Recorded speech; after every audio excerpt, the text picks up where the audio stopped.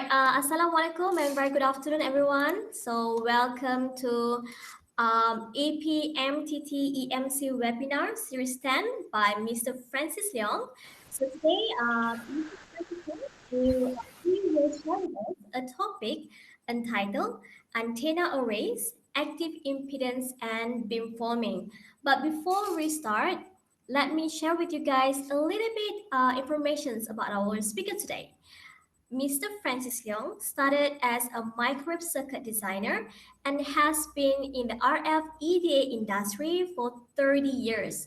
He had taken multiple roles as a trainer, application support, and consulting in the area of RF circuit, electromagnetic analysis, system simulations, and semiconductor device modeling.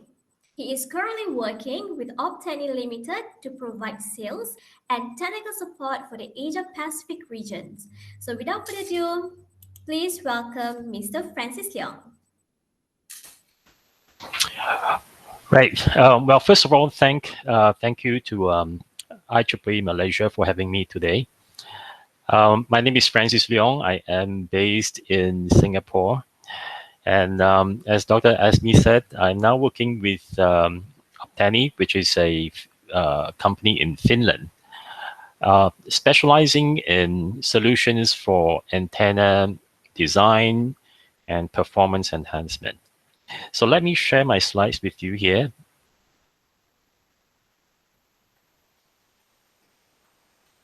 Okay, so if you can see my screen, please send me a message, and I'll be ready to go ahead. So let me know. Do you see this? Yes, we can see it. Okay. All right. So today's topic is on active impedance and beamforming.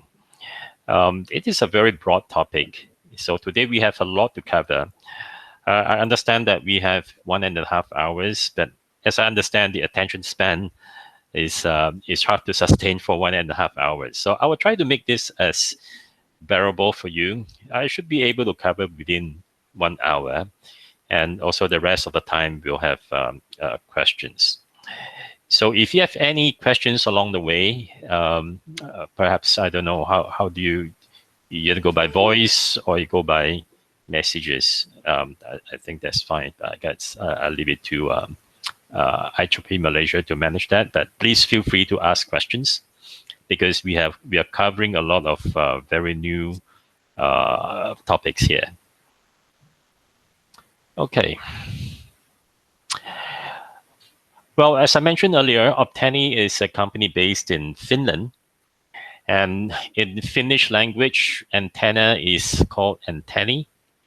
And that's why you see Optani. And OPT is optimize. So when we talk about Optani or optimize, people will straight away go in and say, is this a EM simulation? No, we are not. We don't have any EM simulation capabilities, but we link with them. So today I will have 2 slides to talk about what we actually do, and the rest of it will be mainly on the technical content of this topic. So Optani basically develops this EDA architecture, software architecture, specializing for antenna design and performance enhancement. I'll get more into what we do. As again, I mentioned, we are not an EM simulation software. One of the flagship features that we have is we have a very powerful matching synthesis engine. And again, through my interaction with many antenna designers, they are not quite familiar as in why do you need matching synthesis? Because usually people are very familiar with EM solvers for the antenna world. I'll go more into it. And we have a bi-directional link with EM tools, like the common ones in the industry are CST, FICO, HFSS, XFDTD in alphabetical order. And we also have links with test equipment, so we can have a live interactive link with network analyzers, so that whatever you see on the scope, you can see the antenna hardware plus the virtual matching circuit that is synthesized in the software. So whatever you see on the scope is a combined S parameter of the antenna and the virtual circuit. We also take in far field patterns from the EM simulation software, as well as from test equipment, such as Satimo, rods and rods, and so on. We have a lot more capabilities that I would not be able to finish talking about it. And we try to have as many solutions as we have around the antenna subject. What are our applications? We can do a multi-band match antenna. And I must emphasize that we are not, although what you see here is a S11, we are actually optimizing for total efficiency, not just impedance. And we also support switching, switchable matching. So what you see here, the green box is your antenna. In this green box, you have the S parameters and the far field pattern. And then on the right side of the green box is basically a switch and some matching circuit. And the switch here is basically like if you have switched to a switch state RF1, it can represent receiving like 3 bands, and then RF2 and another 3 bands. So this antenna basically can be switchable to 4 sets of frequency bands. So like in this case, it could be 12. Why is because like in the application of 5G, for example, where the antenna is all squeezed into a very small PCB, the antenna may not be able to support so many bands because it's electrically a small antenna. So therefore, we can put in switchable circuits that can switch to different sets of frequency bands. Multi-antenna, when antenna are very close to each other, we want to be able to match them simultaneously, not one at a time, because the antenna are all coupled.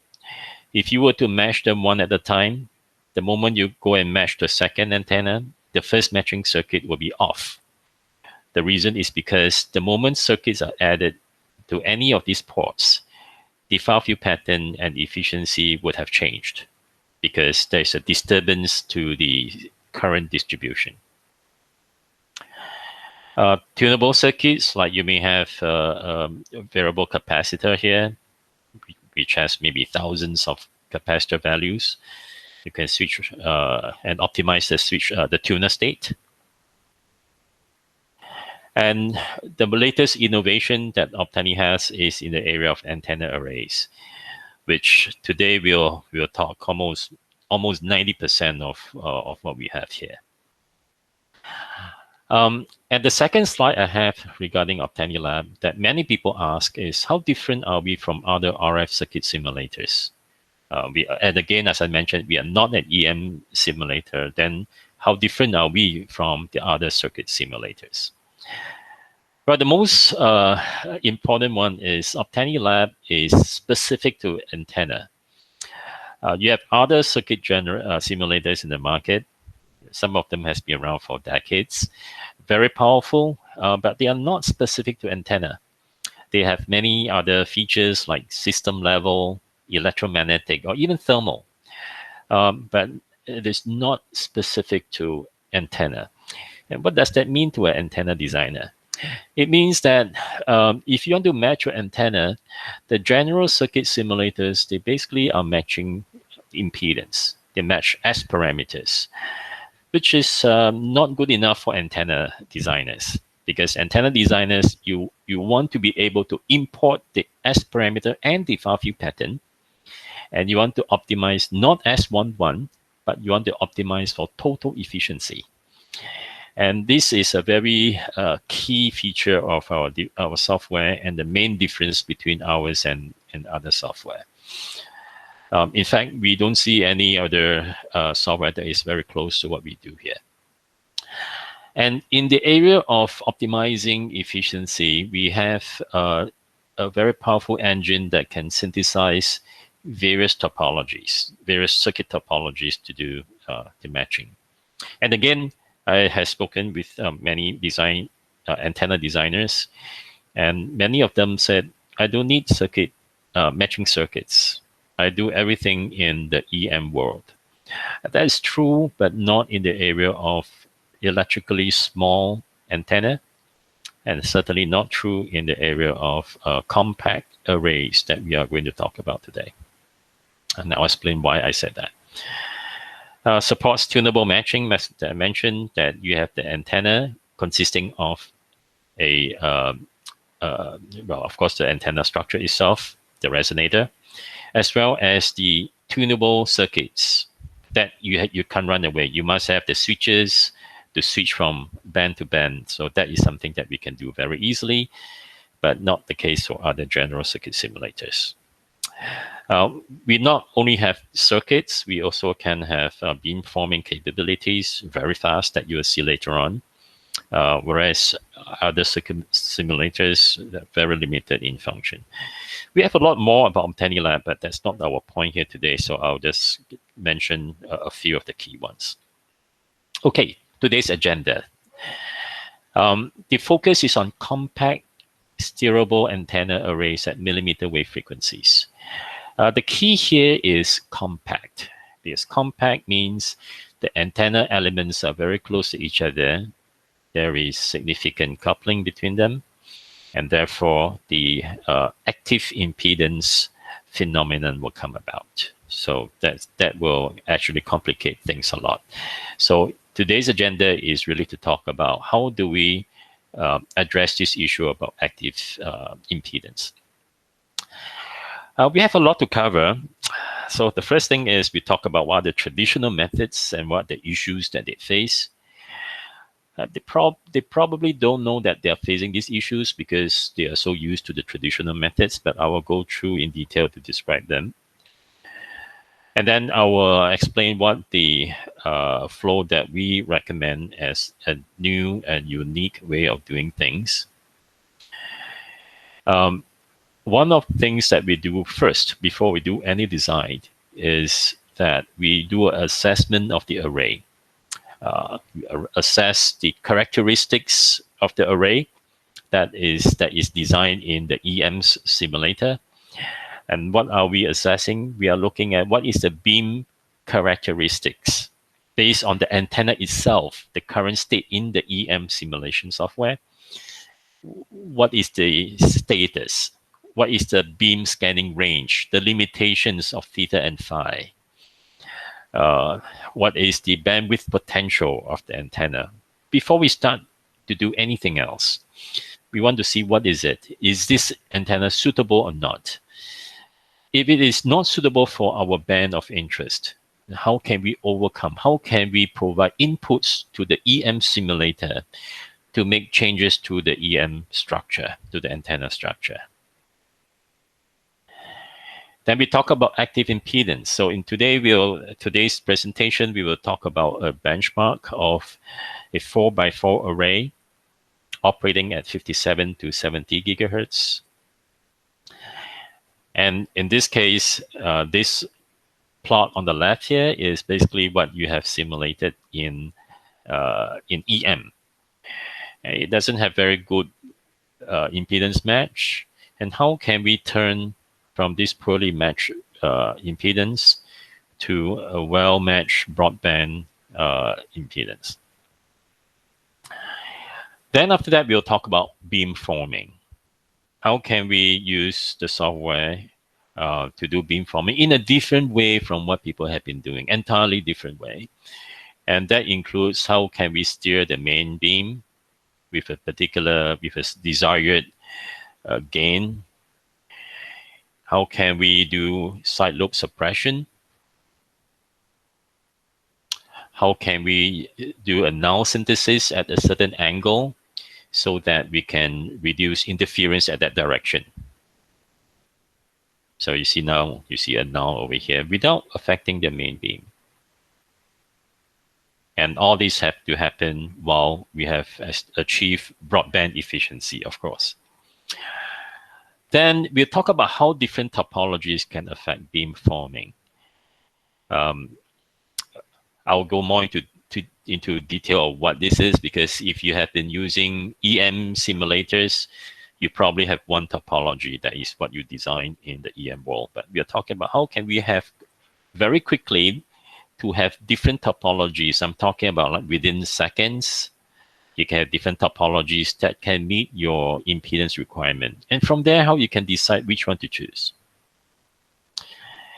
How can we, after we do the beamforming, means after we optimize the excitation vector, what's the effect of quantization of the magnitude and phase of the excitation? And finally, I will show you an example.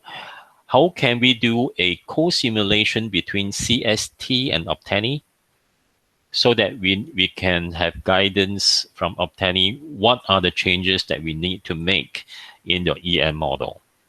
And I'm choosing CST is because we have a CST license, but this will work with Optani will co-simulate with other main industry leading EM solvers as well. Okay, so before we go into that that benchmark that I will show, let me explain some of the terminologies that we use, because so as to avoid any confusion. Right. So first of all, bandwidth potential. What is bandwidth potential? The bandwidth potential that we use is a bit different from what you have in your EM solvers. So let me bring in the software that probably can be easier to illustrate. So let me bring in, say, a read in an S parameter.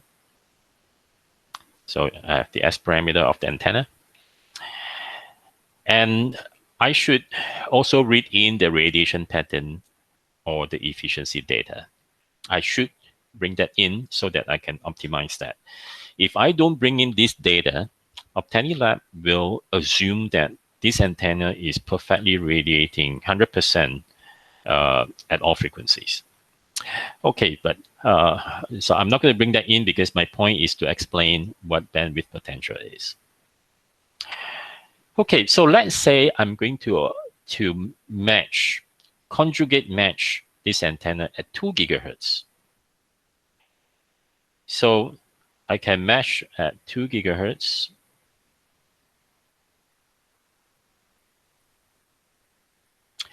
And I want to have a symmetric bandwidth. And what that means is if I'm going to mesh this at below minus 6 dB, S11 to be below minus 6 dB, which is this green circle. What I want is at 2 gigahertz, I want to maximize the bandwidth such that the trace will keep going within the green circle as long as I can to maximize the bandwidth. And I want to see how I can do the matching here. So you can see that very quickly it synthesized a circuit just using 2 elements. And then you can see that it tried to squeeze in as much of the frequency points centered at 2 gigahertz within the green circle of minus 6 dB. And so in doing so, what the software has done is it can achieve 1180 megahertz of bandwidth. Now, this is at 2 gigahertz.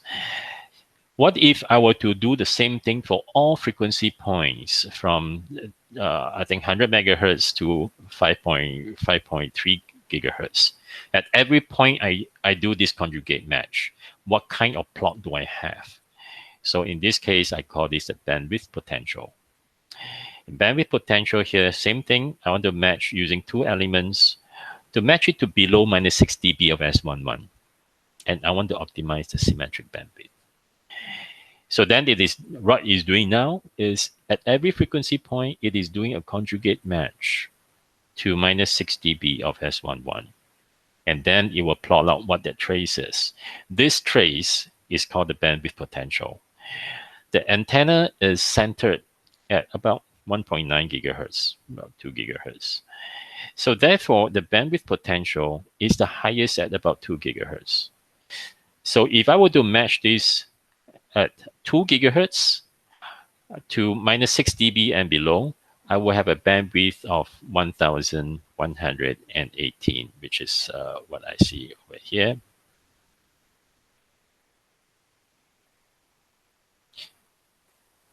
Okay, so okay, let me zoom in. So it's about 1184, which is what I have here. Okay, so this is bandwidth potential. Bandwidth potential means using two elements, I match it to a certain S11. What is the bandwidth? From this chart, it also can tell me that if I'm matching this antenna from 3.5 to 3.7, 3.5 to 3.7 is where my mouse is, 200 megahertz.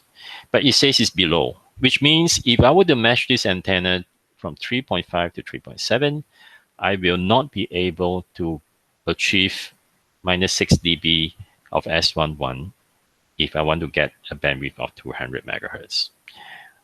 Another way of looking at it is, although this antenna is a single band antenna, if you look at the S11, but the bandwidth potential is telling me that potentially I can match it to two bands from about 1.7 to 2.2, and at the same time from 4 to 4.5. So this becomes a assessment of the antenna as in what I can do with this antenna. Is it suitable for my needs or not? All right. EM isolation is another word that I'll use a lot. EM isolation means between antenna elements, what is the worst case isolation? The worst case. It cannot be worse than that. If I calculate EM isolation to be minus 10 dB, it is telling me that no matter how I match, or whatever how I match it, or I don't match it at all, whatever is the match status, the coupling or the isolation between these two antenna cannot be higher than minus 10. So which means that this gives me a guarantee. If I have two antenna and I want my antenna not to couple too much, I want the isolation to be minus 25 and below, for example, then I would want to optimize my EM isolation to be minus 25 and below. If I can achieve that, means it guarantees me that these two antenna, the isolation will be better or below than minus 25. Okay, active impedance. For those of you who have been designing array antennas, this is something like a second nature. But for those of you who are new to this or going into arrays, this could be something new. This is different from S parameters.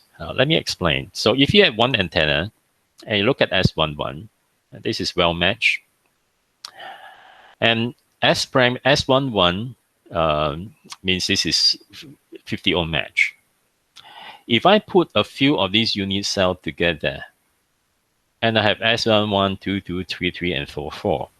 If I look at S11, port 2, 3, and 4 are all terminated to 50 ohms. That's the definition of S11, right? And I only excite one port at a time, and the rest are always terminated to 50 ohms. But what if I am operating this as an array? And the array means I excite all the ports at the same time. It could be having different phase and different amplitudes so that I can steer the beam. In this case, S11 become of no relevance here because it is exciting all at one go, and the ports may not be 50 ohm terminated. So therefore, I don't look at S11 here. If I were to match this antenna array to some power amplifiers, I should not match S11 because S11 is not relevant here. I should be looking at something called the active reflection coefficient, ARC. ARC1, ARC2, like S11, S22. And ARC can be outside the Smith chart. S11 cannot because this is passive. An array, yeah, in this case is passive, but because they are closely coupled, if I inject energy in from port 1, it gets reflected, and at the same time, I inject energy into port 2, it couples into port 1 and comes back. So what I put in can be less than what I get reflected back. Therefore, it could be outside the Smith chart, which means this can be a problem if you connect to a PA. When you connect the antenna to the PA, based on load pool measurements, you may say, okay, at a certain impedance, my PA should be operating at a certain power level or gain or power added efficiency. Based on that requirement, you start to match it. Now, when you have a compact array, that you should not be looking at S11 to match to your power amplifier. You should be looking at the active impedance. The challenge of this design is as you steer your beam by changing your excitation here, your phase, and your amplitude, your ARC will keep shifting around the Smith chart, which means the PA sees a load that is constantly changing as you steer your beam, which means that your PA may not be operating at its desired power level and gain and power added efficiency. Okay, so let's look at the traditional use of EM tools. I believe most of you are EM tool user. Let's look at how this traditional uses. It is a very good EM simulator is a must-have if you're designing antenna. And you basically draw your antenna model, define your properties, your electrical and physical material properties, and then you optimize the physical dimensions for some impedance. Typically, people design it to 50 ohms, so that whatever PA impedance you want, you just match from 50 ohms to your PA that you desire. And then some people use the EM solvers to do beamforming. Some will use third-party software to do only beamforming, which is not very seamlessly integrated. This seems to be okay all along if your antenna is electrically large, then there is no problem. The problem comes in when the antenna these days that we design are electrically small and arrays are compact, so they are coupling. So what are the issues? The issues is, first of all, limited degrees of freedom. What do I mean by that? When you optimize your physical dimensions, you only have that few parameters to optimize. But your goal, you have many goals here. For example, in the area of compact arrays, you want to have good match, active impedance match. You want to have good total system efficiency. You want to have good isolation between the ports. So you may not be able, it may be even impossible to just by optimizing your physical dimensions to achieve all these goals. Secondly is that if you're designing tunable antennas, like the 5G antenna that I talked about, where you require a resonator and circuit. Where the circuit over here, you can be switching at different bands. Then in this case, a pure EM simulation is not going to help you do the complete job. You'll be very good to design the resonator, but not the entire tunable antenna. And as you design this, what is your confidence level that it will work later on? Like for example, if you were to design to 50 ohms, if I have let's say an antenna with two ports, dual polarized. One polarization port may be for transmit, another one for receive. If you design everything to 50 ohms on the EM simulator, how can you guarantee that the isolation between TX and RX is good enough? I have seen so many cases where they design to 50 ohm for all the port impedances. And when they actually have that implemented on hardware, the moment you transmit at one port, your receiver gets saturated right away. And then at the beamforming part, when you design everything to 50 ohm on the EM simulator by itself, how do you know at the point you design whether the beamforming characteristics, how is it? You need to know very quickly, does it give you the side lobe level that you want or the gain? Right. And because EM simulators is a rigorous way of simulation, it's very time consuming. So people buy very high end compute servers to simulate and optimize it. And after much work, you have one design. Typically, you have one design, which means that you don't have other alternative design candidates to consider. If that works, good. If it doesn't, what? What next, right? So that becomes an issue. And do we really want to design to 50 ohms? As I mentioned, your isolation between your ports, you may want to intentionally sacrifice your mismatch so that you get better isolation. What if you want to directly mesh through a PA? For example, you may have a millimeter wave array at the top. Below, you have the power amplifiers all on the chip. You want to save space.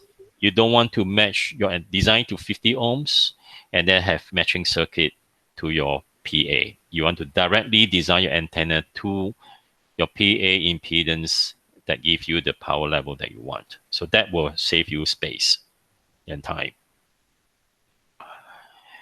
And then if all this you design in EM simulator, if you cannot reach your many goals that can be conflicting in nature, what are you going to do?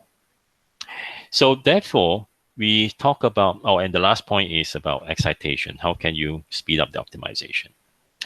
Because of these issues, we in Optani, we propose that we add the circuit part to supercharge your EM simulation. So we add the circuit perspective, the RF circuit perspective to the EM world. What does that mean? So first of all, when we connect to the EM simulator through a bidirectional link, we can take in the EM model and make quick assessment to see what is the worst case isolation that you can ever get from this antenna. Because you want to know what is the worst case to guarantee that when you match it later on, you can still get the isolation you want. And to assess what is the bandwidth potential. These are just assessments, but it can also be used as optimization targets for the EM simulator, which I will talk about later in the last part. So because of this assessment, it gives you more confidence that this antenna will work later on. And once we take in the full EM model, which means S parameters and the far field patterns for all ports, we can very quickly synthesize many circuits within seconds to achieve the impedance that you desire. So therefore, we address the issue that we cannot end up with only one design. We can end up with multiple designs. Okay, and then user-defined impedance target, you can match to any impedance you want very quickly. So you don't have to fix your 50 ohms and then rematch it. You can directly match it very quickly to any load pull target that you want. And then you can co-simulate and co-optimize with EM. And this is one part that is very heavily sought after by our advanced EM users.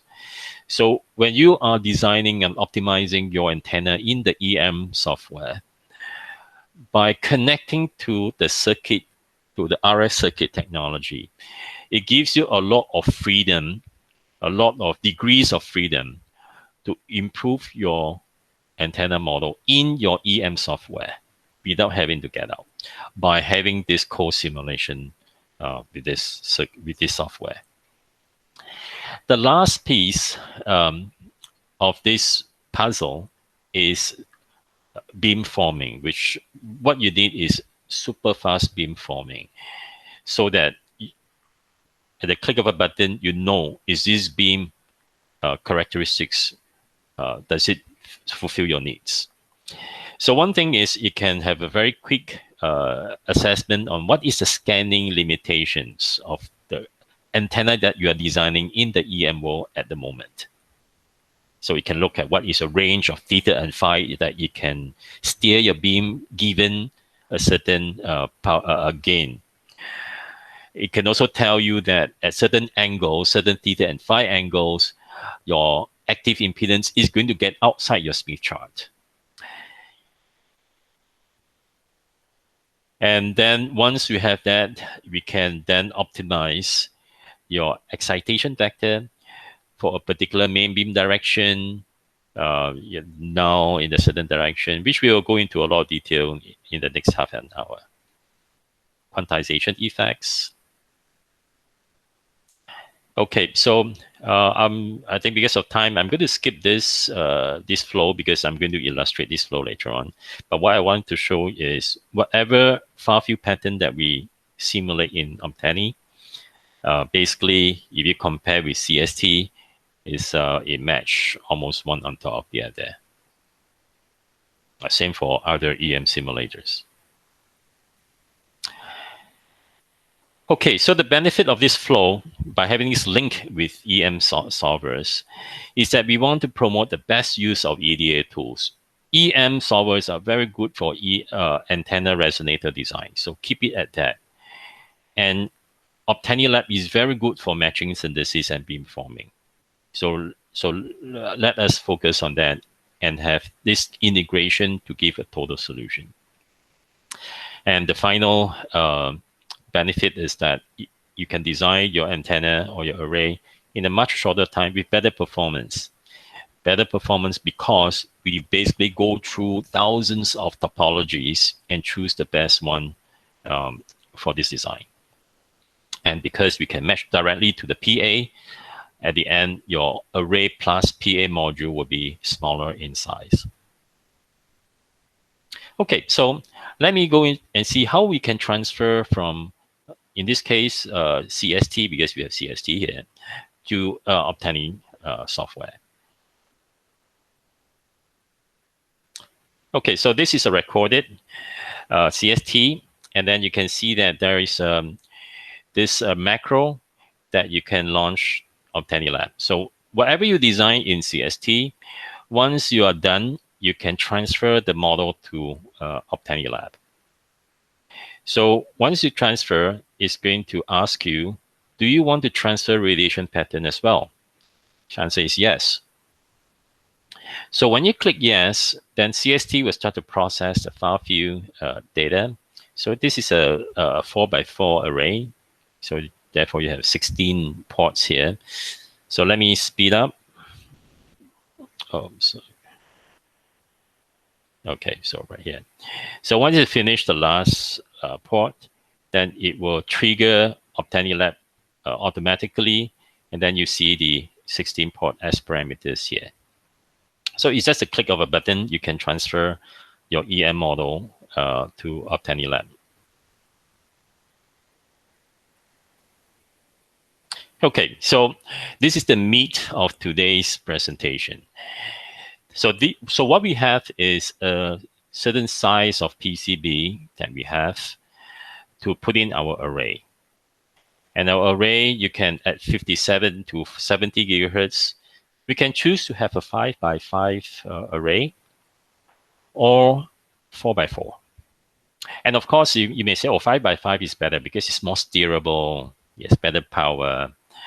But bear in mind, we are talking about given the same area. If you have 5x5, like here, there's a lot of coupling over here. Okay, so we want to decide the purpose of this benchmark. We want to decide, should we use 4x4 or 5x5? All right, so what we have here is let's consider 4x4 first.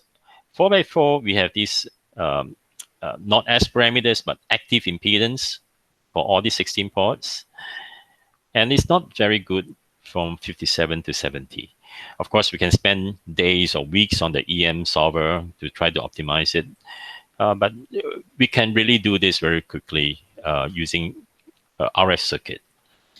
So let's say this is the active impedance. This is your target at 50 ohms, but it is circling over here. So what we want is to be able to match this quickly. But before we do that, we want to look at what is the bandwidth potential first. 57 to 70 is 13 gigahertz. So from this assessment, it is telling me that using two components, I can match to this bandwidth to of active impedance from minus 8 dB and below. I can get a matching of minus 8 dB and below using two ideal components. Okay, so let me go to the software. This is the software. This is the S parameters that we got from CST and unmatch. So what you have here on the green box, this is the array. Whatever in the green box is your 16 port S parameters and the far field pattern for each port, which you can see over here. Okay. Yes, I use my arrow key. You can see that the far field pattern get updated almost very quickly. Right? Okay, so I want to look at the bandwidth potential. And what am I looking at here? Because it's an array. I want to look at the bandwidth potential of an element inside, somewhere in the middle. I may also want to look at the corner. So if I want to look at element number 6, then I will go to the software and say bandwidth potential, and I choose port 6 out of that 16 ports. And I want to look at, if I want to match, if my requirement is to get minus 8 dB and below, does it give me enough bandwidth? So I click OK. It's calculating it. So now it's telling me at 6 dB minus 8 dB at the center frequency at 63 and a half, but it's 64 because I don't have my step size is 1 gigahertz. So at 64, it's about 13 gigahertz. So if I repeat the same process and I change this to 6, 7, 8 dB, I can put all these traces onto a map. So it's telling me that if I want to match to 8 dB, I can get so much bandwidth, which is what I need. If I match to 7 dB, minus 7 dB, I get more than I need. So of course, I don't want to waste it. I want to go to as low as possible, minus 8. So I know now if I use two components to match it, I can achieve minus 8 dB and below. So that's the first assessment of the array. The second assessment is to look at what is the scanning range of that antenna that we designed in CST. So at 57 gigahertz, because remember what we want is from 57 to 70.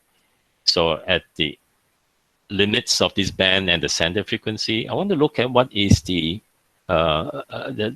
range I can steer my beam.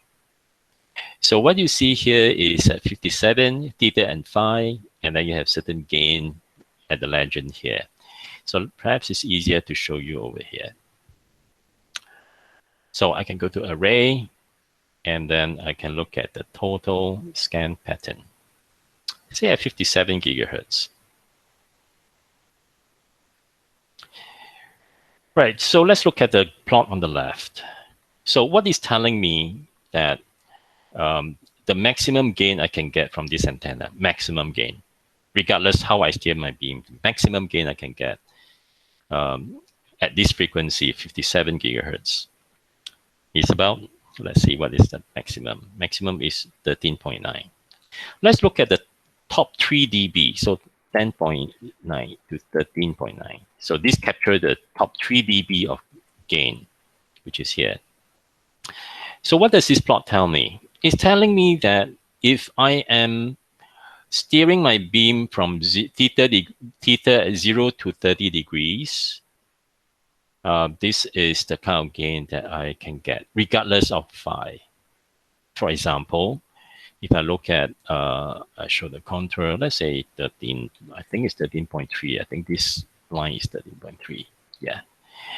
So at 13.3, if my gain is 13.3 dBi, it's telling me that this array, as long as my theta is less than 30 degrees, I can steer my beam for any phi angle.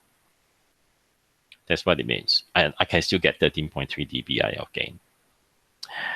Then let's look at what is its maximum ARC. If I show it in dB, and let me change the range, maximum 0. 0 means at the edge of the Smith chart. So it's telling me that if I am going for 13.3 dBi of gain, and if my theta is less than 30 degrees, I have no risk that my ARC will be outside the Smith chart. Yes, everything is green here. I want to avoid the red areas. The red areas means I am moving outside my Smith chart. Okay. All right. And CDF. I can look at the CDF function. How do I read this plot? So I have the CDF, so the P over here, and then axis is the gain. My maximum is, I'm sorry.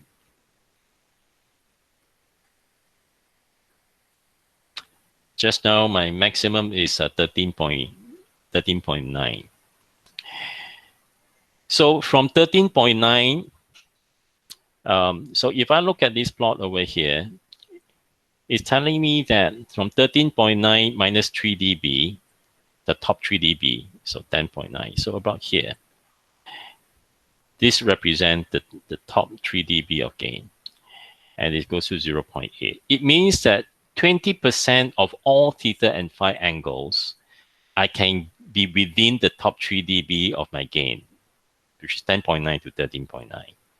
So over here is telling me that at all these frequencies, I want to look at what is the likelihood that for all my angles, it will be within the top 3 dB. Like in this case, 20% of all direction can stay within your top 3 dB of gain. So this gives me a very good insight into the array that I'm designing in the EM solver.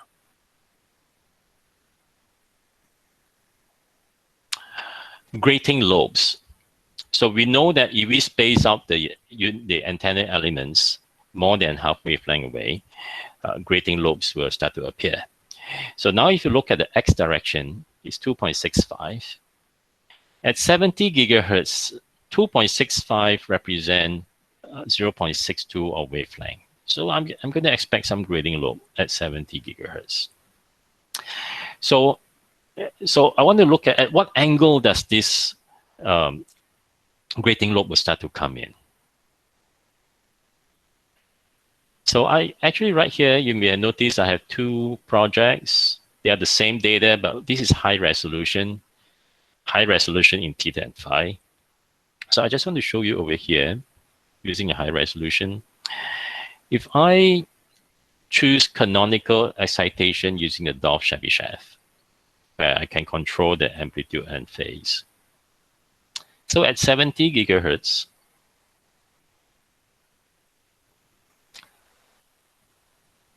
this is my beam. I can tune my excitation.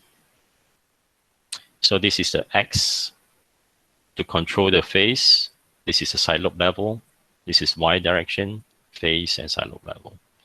So if I'm going to tune my beam here, so you can see that my main lobe is basically being steered. Okay, now the scale is auto, so let me set the scale to fix it.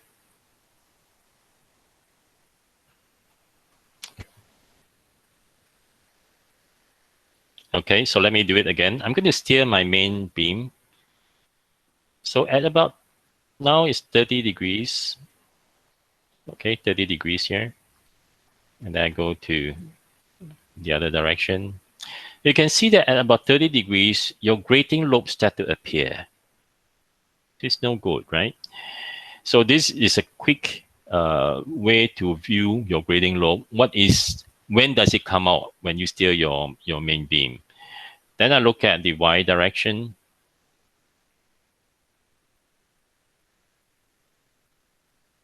So now I'm going to tune this. And it's better I can go beyond 30 degrees because it's further away. It's nearer than the X direction. So you can see that up to about 60 degrees, the grating lobes start to come out. Okay, the other direction. About 60 degrees, this will start to come out. And as I steer, you notice that the active impedance keep changing, as I mentioned earlier. And sometimes it may be outside your Smith chart. So that is become a problem. How are you going to connect to your power amplifier? Because this is outside your Smith chart. So what we want to do is, as we steer our beam, we want to keep the variation of active impedance to be as close to each other as possible within your certain impedance. You don't need to go wow. Okay, so this is the assessment. All right, so what does this tell us? It's telling me that if I want to match from 57 to 70 to get 8 dB of match, minus 8 dB, I can use two elements, I can get the bandwidth I want and match it to minus 8 dB. Bandwidth potential is using two ideal components, but this is millimeter wave. So let me use microstrip, which I can convert to strip line later on. Okay, so I use 3 microstrips, and I know I can get 15 dBi of gain. Okay, so let me see how I can do this matching. So what I have matched in EM solvers is not well matched. How can I match this to be better? So let me bring this software again. All right, this is where we went out just now. So the unmatched antenna is this. This is not well matched. The thicker line means the band of interest, 57 to 70. And if I want to zoom into our band, you look at the Smith chart, it's not centering around here. What this green circle is, minus 8 dB. I want this to be inside the 8 dB circle. That's my requirement when it's outside. So how can I match it? So first thing, I'm going to go to multi-antenna matching. Now you see everything is short-circuited here. There's nothing being matched for all ports. I want to add a matching circuit. The same circuit for every port. So therefore, I define a sub-circuit. So let me call this sub-circuit a name. Let's say I call it MN for matching network. And I'm going to get the software to synthesize suitable topologies using 3 microstrip lines. So I'm telling Optani Lab, use 3 microstrip line to match this to minus 8 dB and below. And for every port, I'm going to put in the sub-circuit. Sub-circuit, and then matching network, MN. And copy the setting to all ports. So every port will have the same sub-circuit.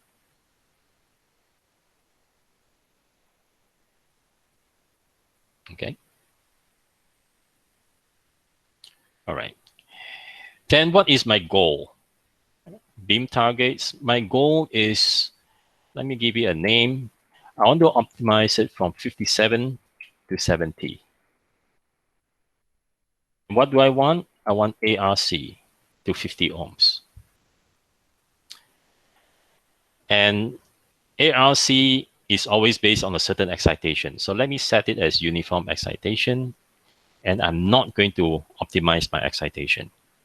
So I excite using uniform, means amplitude is 1, 0 phase for all ports. And I'm going to optimize only my circuit to get 50 ohm match. So now what the software is doing, it is going through thousands of different topologies to see how you can match it to 50 ohms to get this to be inside the 8 dB circle. And now it has found a few topologies, it optimized it. So you can see that, let me bring out the circuit part. This is the topology microstrip. And there are 5 topology synthesized. So the best is at the top. Let me go down to the second one. You can see it's different topology. Well, I can look at the layout.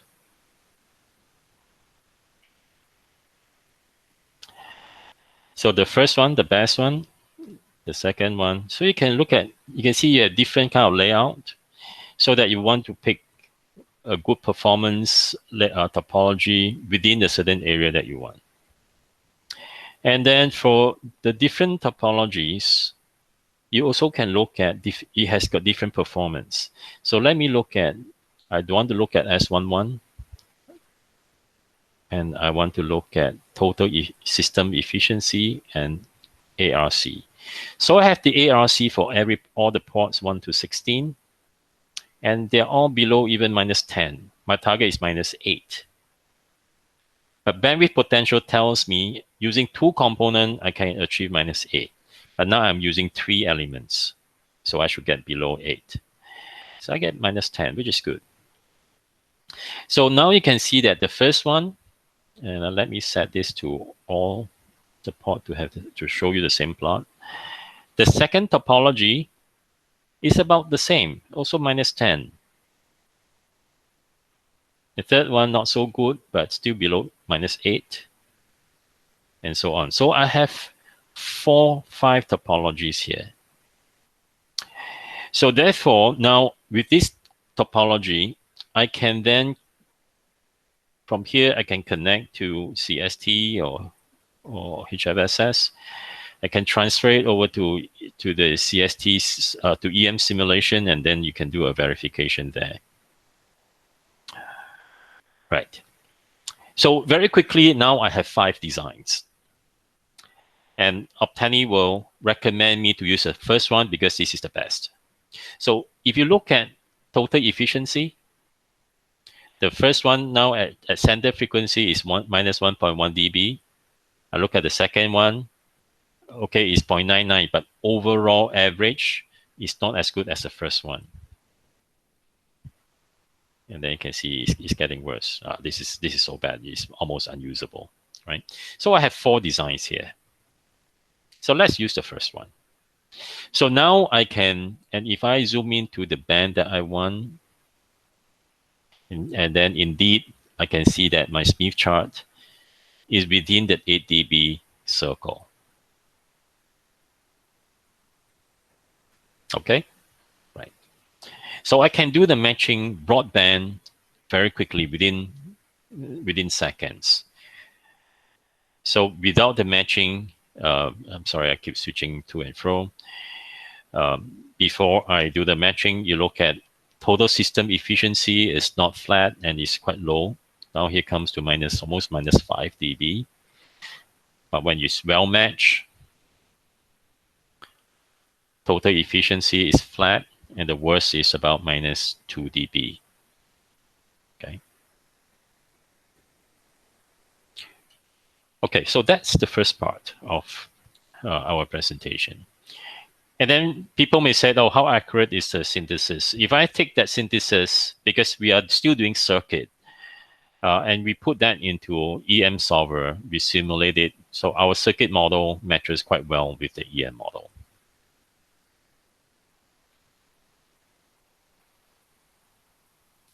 Okay, so let's look at part 2.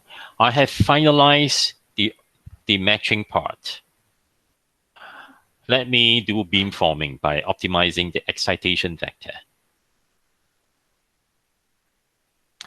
So let's look at the whole system bandwidth is 57 to 70, 13 gigahertz of bandwidth, system bandwidth.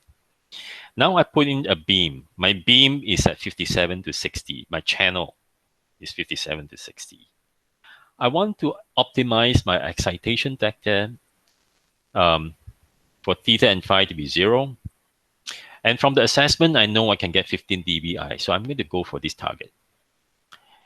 And the side lobe level, I want it to be -18 dB. And still keep your ARC to be below -8. Okay, so let's do this, 0, 0, and 15 dBi for this frequency. So now I have 5 or 4 circuits to choose from. The last one is not usable. So let me delete it. Okay, I have 4. So let's take the best one. The top is ranked at the top because it's the best in performance. And I'm going to use this to optimize excitation. So I'm going to modify this circuit.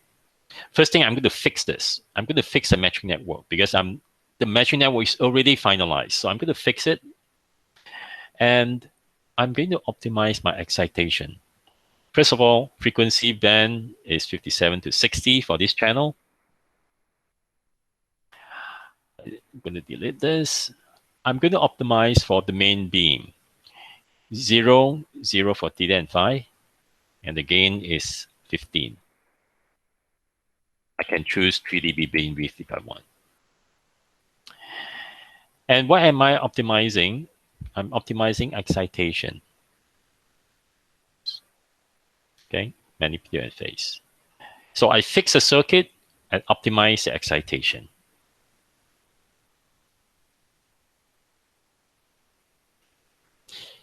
So now it's optimizing amplitude, magnitude, and phase of the excitation to steer the beam um, to the broadside. So let's look at the Cartesian plot. And indeed, 0, 0 is here. And I get, if you look at my cursor, it's 15.5. I get better than I asked for. But let's look at the active impedance. Active impedance is still good. It's still below 9. But does it, what about side lobe? I need it to be minus 18. So this is 15.5. What about this? 2.3. So 15.5 minus 2 is only 13. I want it to be lower. I want it to be, the difference to be 18. Right? I need my side lobe to be 18 here. Okay, so what do?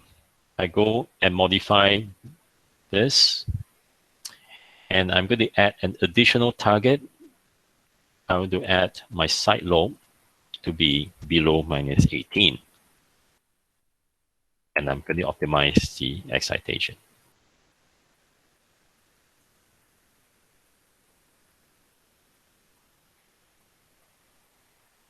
So I'm going to suppress the side lobe to be below minus 18.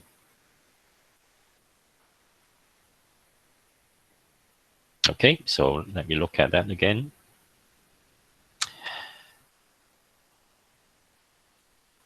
So minus 3 and plus 15. So I have 18. And let's look at my ARC again. Yeah, it's still below minus 10. Maybe I can make it better. So if I add the ARC target as well. So now we can see that I am progressively adding goals to my optimizer.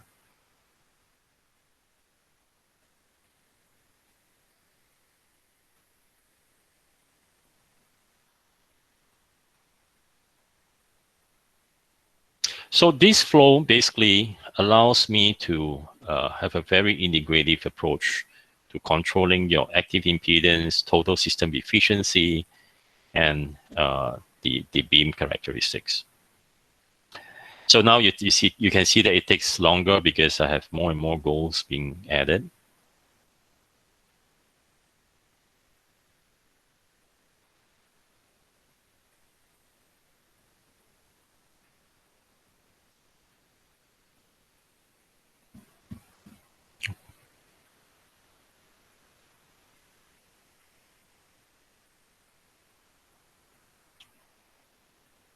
Okay, so okay, so let it finish.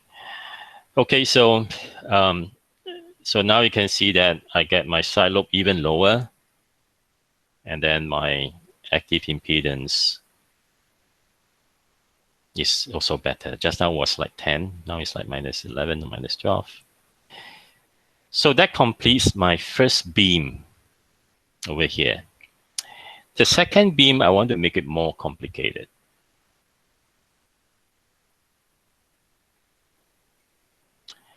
So same channel bandwidth, theta 40, 540. And if you notice, I didn't go beyond 40 because the assessment just now tells me if I go beyond 30 or 40, I will not be able to get 15 dBi of gain. But I'll still try to get 15. Okay, so everything is same except the angle is different. So then I go back to, okay, let me label this as beam 1 final. And I'll go back to the first circuit that I've synthesized that gets 50 ohms. And I'm going to repeat the same process. Fix all circuits.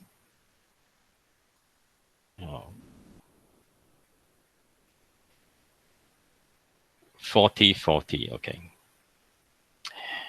Okay, fix all circuits, and then I'm going to change this to frequency 57 to 60.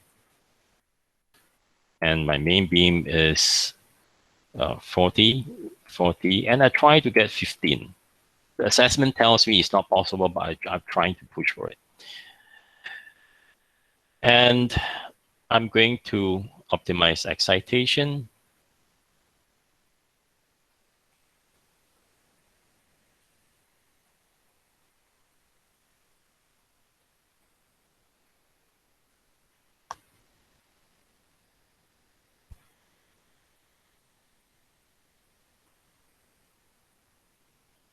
Okay, so now if I look at the 40, 40, this is my gain, 14.3. So I don't get 15, but that's expected.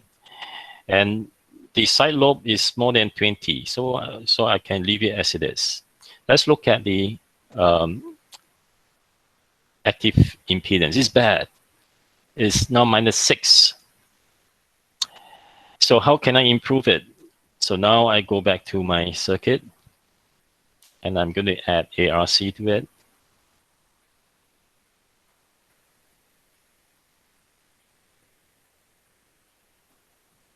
So I'm going to try to bring the active impedance down.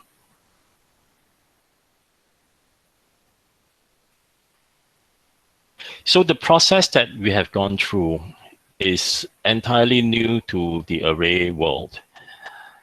So when we introduce this concept to our customers, it takes them a while to appreciate this, because it's not their usual way of doing it. This is a very novel way of doing beamforming, all within this software that can do synthesis matching.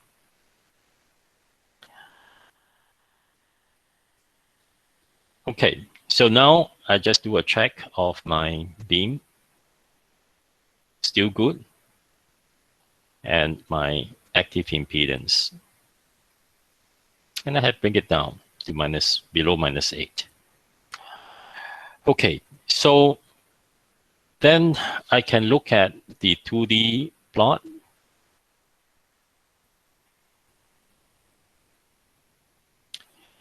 So over here, this is 40, theta and phi to be 40. And my beam is right here. And let me change the color scale, -20 to 15, let's say. Okay, so I have done this. And what if at this angle, this direction here, I want to put in a null, because I don't want to radiate this direction. I don't want to interfere with that direction. I want to put a null to be as low radiation as possible. So that brings me to the last part of this demo. How I can add a null at theta to be 30 degrees and phi 150. Currently, it's at this angle, it is -9.7.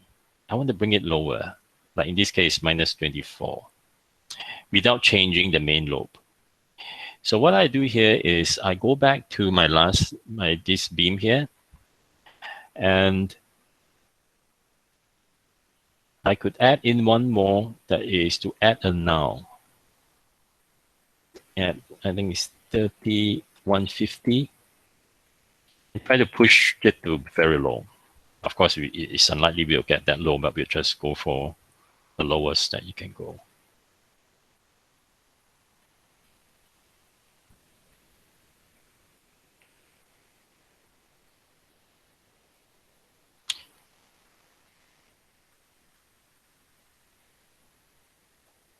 Okay, so now I go look at my 2D plot and I put it the same scale as just now.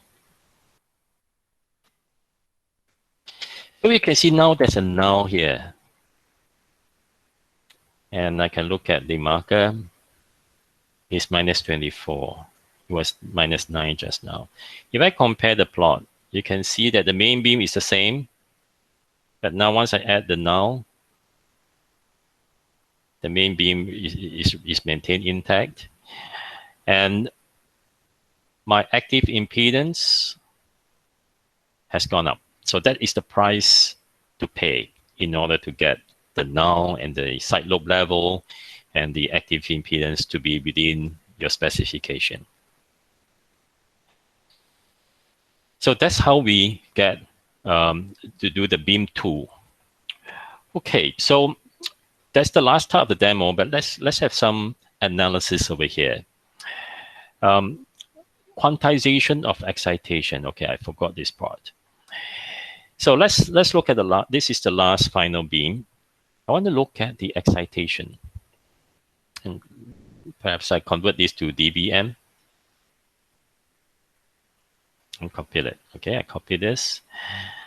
Now I want to eventually, when you realize this design, you can't have excitation to be 0.12345, that kind of decimal place.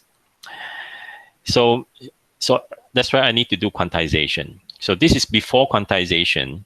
Let me copy it for comparison over here. So this the first one here is without quantization. Now I'm going to do some quantization. Let's say magnitude. I quantize 1 dBm, but the phase is 10 degrees.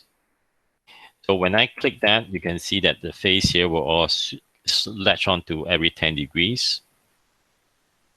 And then I said, okay. So it has changed. Active impedance changed as well. So I'm going to copy this overlay with my just now. So without quantization, 10-degree quantization. All right. So I can do the same for 20, 30 degrees.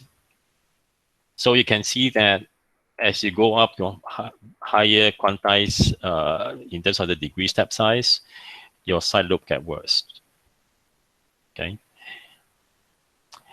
Now, I mentioned just now that we have 4 designs to choose from. If you go entirely EM, you only have 1 design after many days. Now with these 4 designs, I can compare. If I repeat the same procedure as I showed you just now, I want to look at which topology is best for beam 1. So in this case, for total system efficiency, let me bring up my pointer. Total system efficiency, right here. For these 4 topology, they are different. And they can be different up to 18%. So although the S parameters or the impedance is about there, minus 10 and below, but the actual system efficiency can differ by 18%.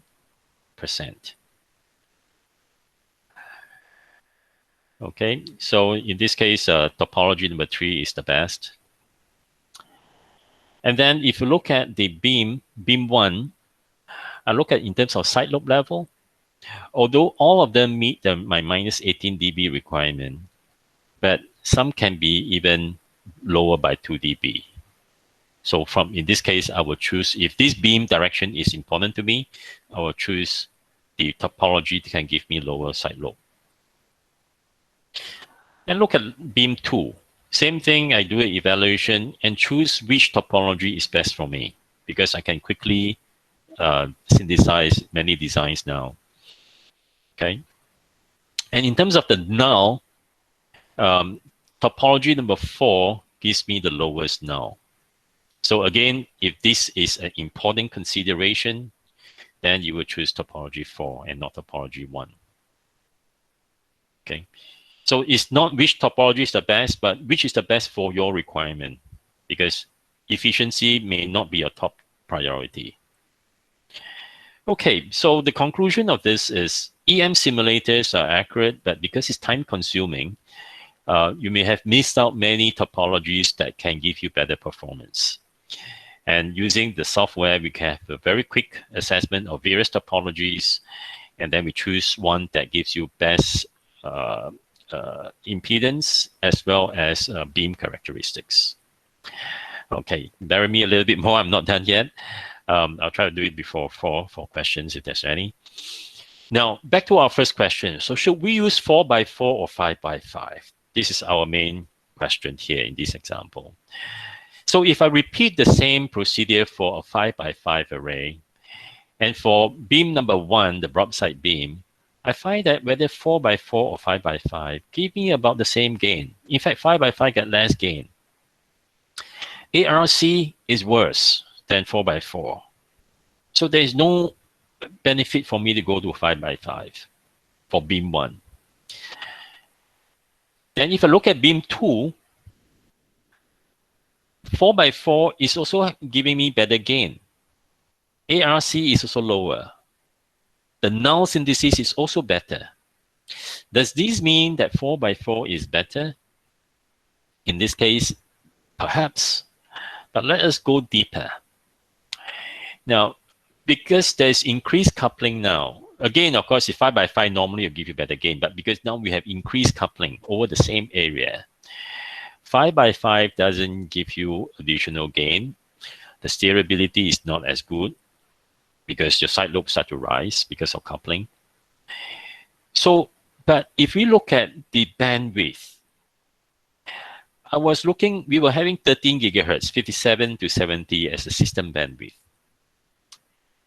And my channel is a 3 gigahertz channel. If I reduce the beam channel, I reduce it, the ARC will get better, will get lower. Then if I look at a total of 13 gigahertz, a total of 3 gigahertz instead of 13, a 5x5 actually have the same performance as a 4x4. So whether to choose 4x4 or 5x5, this exercise gives me a better insight that it really depends on your bandwidth that you are operating on.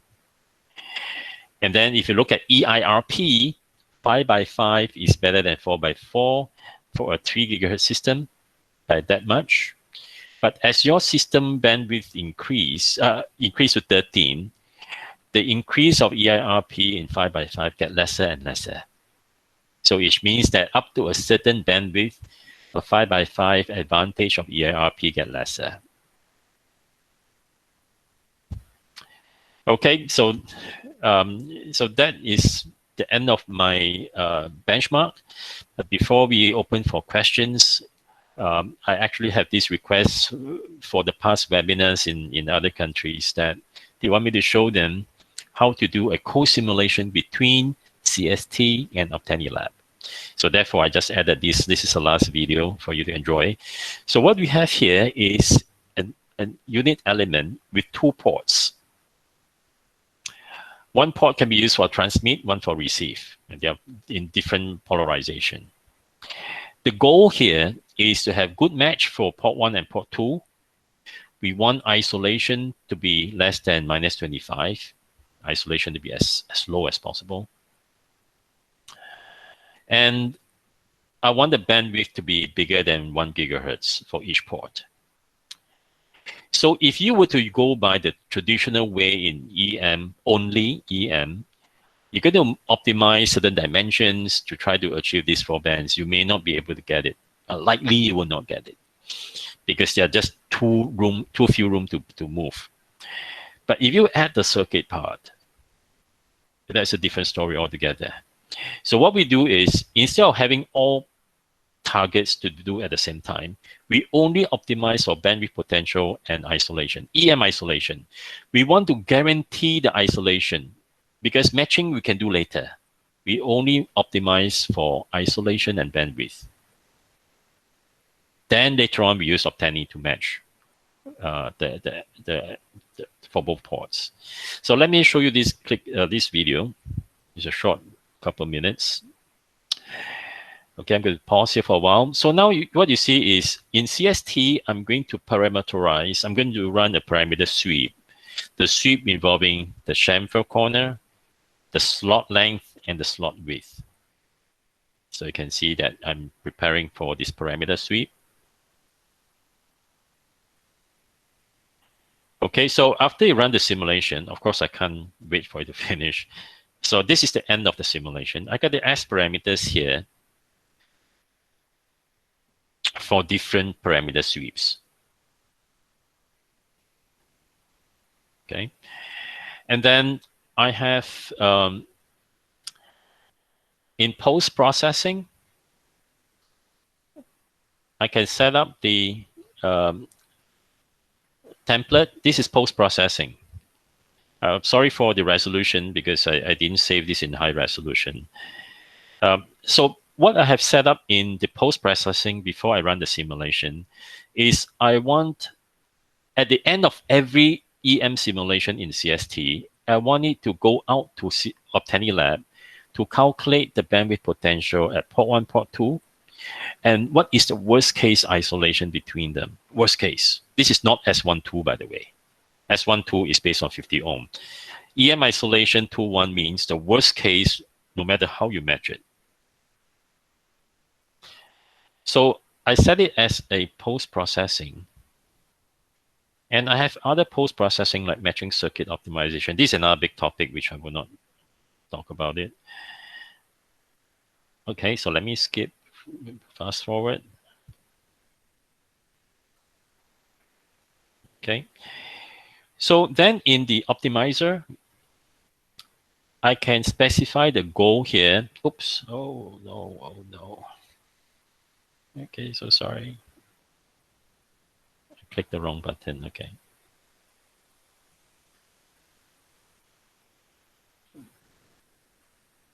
Okay, sorry. Okay, I got to skip this. Fast forward again. Okay, the goal here. So I have set up the goal. I want my bandwidth potential at port 1 and 2 to be bigger than 1 gigahertz. That's my requirement. EM isolation, my requirement is to be below minus 25. But as I run this setup, if I put the goal as minus 25, I cannot achieve it. So I make it more stringent. I put it to be below minus 46 at this frequency. So after the optimization, for bandwidth potential for the fifth parameter, SWAP parameter analysis, at 29 gigahertz, it gives me 2 gigahertz of bandwidth, more than what I needed. I need 1,000. Then let's look at the EM isolation. EM isolation for the fourth and the fifth parameter sweep, I can get minus 25 and below. Which means if I use parameter 4 or 5, parameter set 4 or 5, it guarantees me that no matter how I match port 1 and port 2, the isolation will not be higher than minus 20, in this case, minus 27. Okay. So therefore,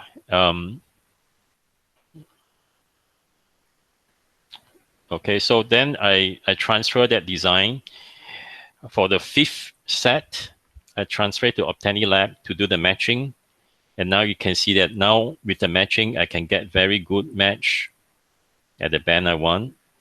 And the S12, the coupling, is below minus 25 because that has been guaranteed by EM isolation. Okay, so that wraps up my presentation for today. If you have any questions, please raise either through voice or by the chat window. Any questions?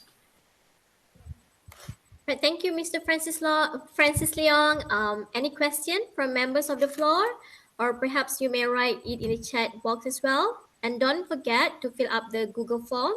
We will provide e-certificate for all the participants today. Any question? Mr. Francis, I have one question. Okay, yes. How much is the license for this software? Oh, well, you can write to me separately because this is not a commercial presentation. This is really want to focus on the technical side. Perhaps we'll go by email. We'll talk about that. It's for sure. It's not going to be like CST, the car price. I mean, not the price of an EM simulator. Mm-mm. But we can talk offline about that. All right. Okay, we have one question from Mrs. Suren Tiran. Uh, Yes, I see that message. Okay, can we ah, build a DC biasing circuit? Well, no.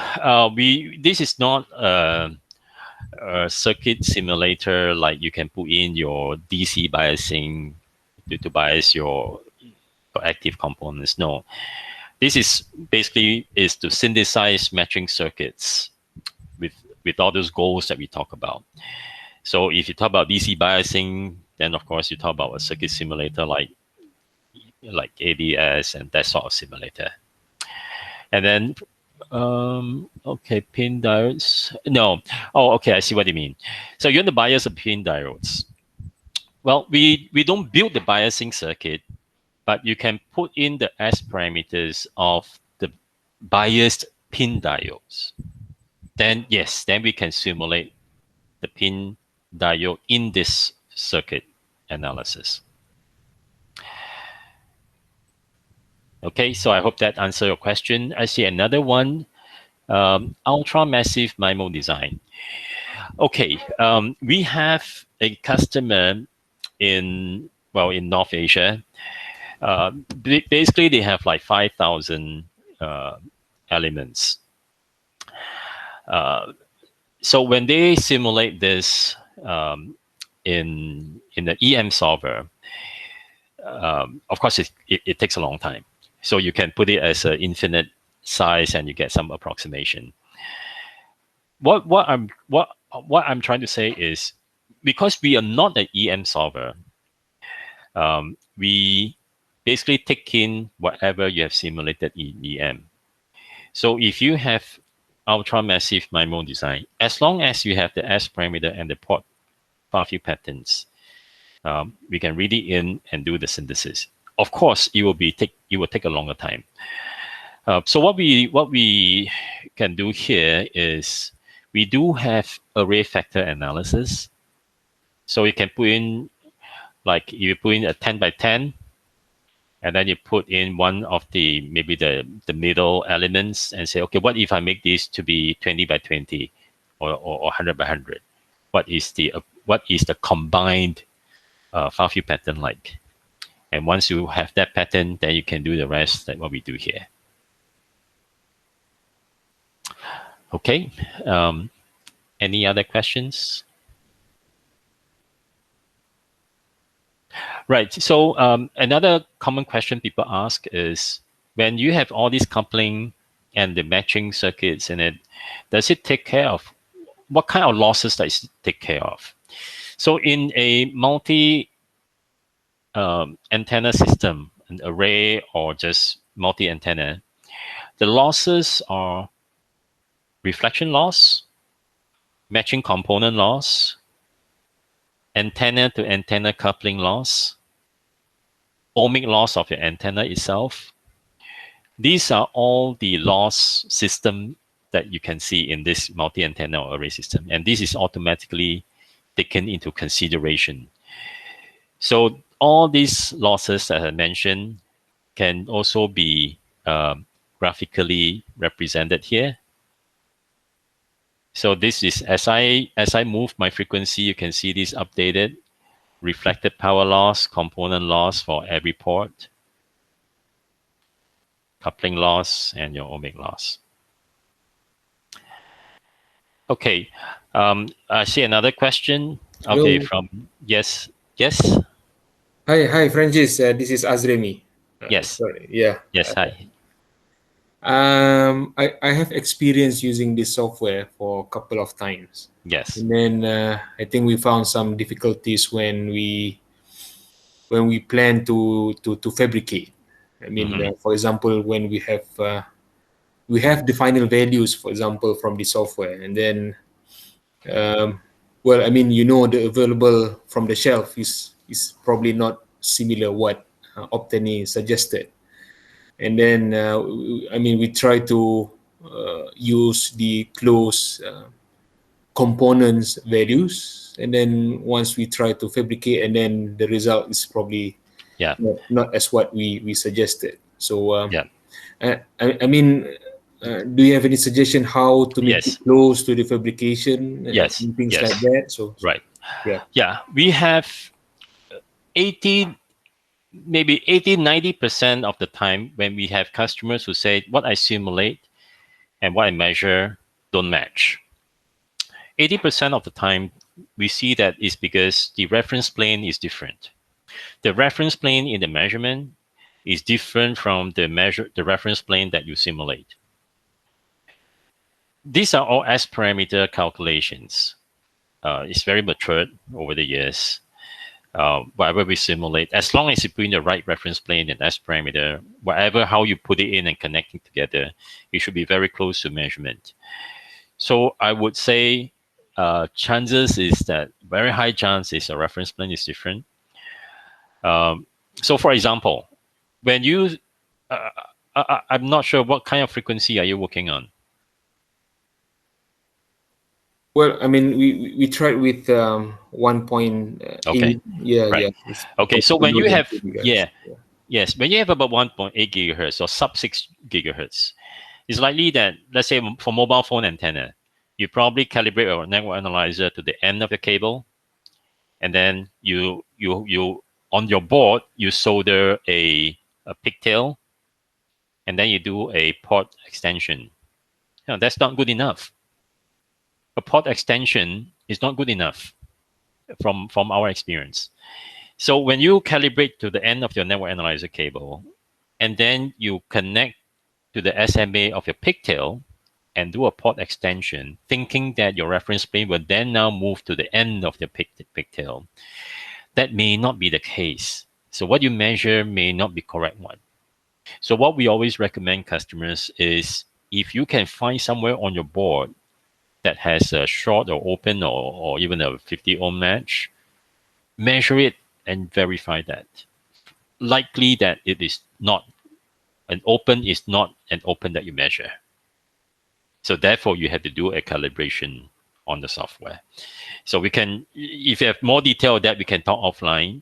But the as far as measurement versus simulation is concerned, this software, well, all the software in the market that you see are highly accurate. Those that are not accurate are long gone.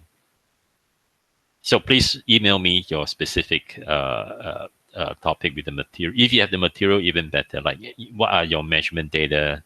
If you can share, then we have a better idea. Okay, I saw this question from Dr. Asmi. You mentioned about is it compatible with other software? Yes. I mentioned earlier we can have links with CST, HFSS, FICO, and XFDTD. The reason why I demonstrate CST, there are two reasons. One is because we have the CST software back in Finland, so we can build these examples. Um, Another reason is of all the four software that I mentioned, CST has the most seamless link with Optani because they have this macro, this post processing. Whereas HFSS and the other three, they don't have this post processing. So, for example, I have a mobile phone antenna. Okay, I have some antenna. I open up an aperture of the antenna to do tuning. In CST versus the other three software, because they have that post processing, it allows us to do the following. In CST, do a parameter sweep on the location of the aperture, and for every location that you simulate, it will go out of CST and go to Optani Lab to synthesize the matching circuit with the switches and then bring back the total efficiency all within the CST interface because they have that post-processing feature. But for other software, because we are open to, we have this command line. You can you can use command line to trigger the functions in CST. You can actually integrate with your other software. So for other software that you mentioned, yes, we are actually talking to them to have more integrated link. But as far as function is concerned, the ability to do what you want to do in CST, you can do it with other software as well. Just that it's not as automated. You need a little bit of manual thing, but you can still get what you want in the CST link.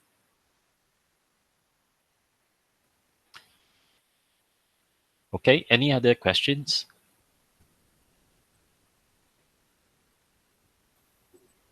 Any other question from member of the floor before we end our webinar today? It's very good sharing by Mr. Francis today. Yeah, thank you. So if you have other questions, so we can talk offline through Dr. Asmi. We have other topics like tunable antenna, multi-antenna kind of thing. So if there's something of interest to you, we can have another webinar to talk about that kind of detail. But as of now, we are focusing on arrays. You have anything, you can just raise it here or offline later on. Mr. Francis, do you mind to share the slide with all the participants? I'm sorry. Do Is you that mind? question to me? I'm just asking whether you do you mind to share the slide with all the participants? Oh yeah, yeah. Yes, slides. Yeah, sure. Yes. Okay. So we can So with I'll the send to you. Yeah. yep. So with the e-certificate, we will also send the slide as well as the recorded of this presentation as well.